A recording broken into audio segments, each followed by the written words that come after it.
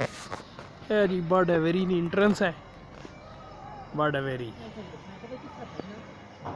ये जनाब बाडावेरी है। क्या बात है इस मोरे नी तको ना जड़ी पहल पाईस।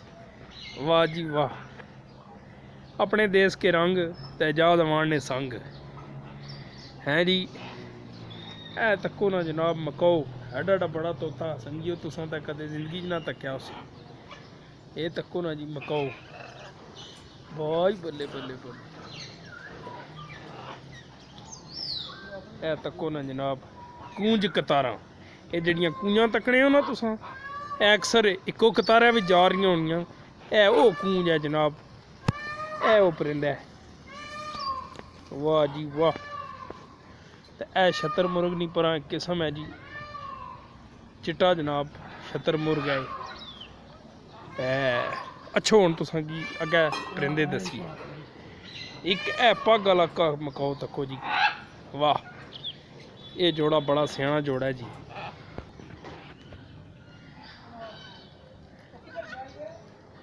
ए जनाब बाडावेरी हर किस्म का परिंदा जी इत्थे मौजूद आ।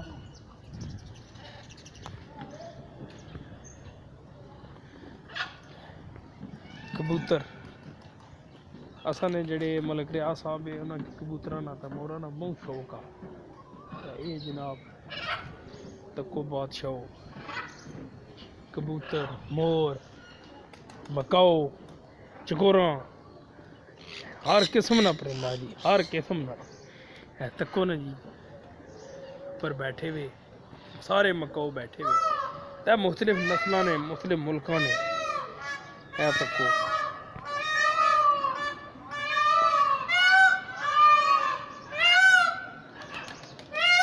किटका जी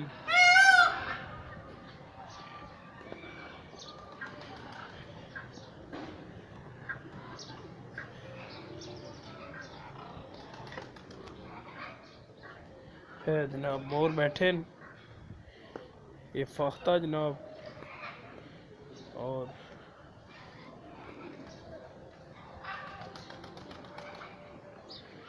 है जनाब ये सुरखाब नी किस्म है जी, परिंदा जड़ा सुरखाब के पर लगे हुए हैं, जड़ा असी बोल बोलते हैं, यह परिंदा उसकी किस्म है। ठीक है जी।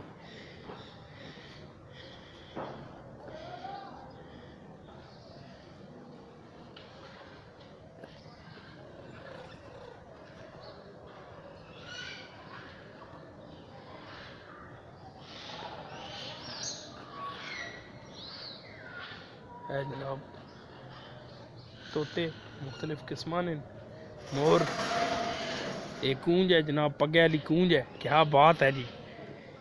परिंदियां विचों मैनू यह परिंदा बड़ा पसंद है, कूंज। एक चकोर एक कूंज पसंद अपनी अपनी, शौक अपना अपना जी।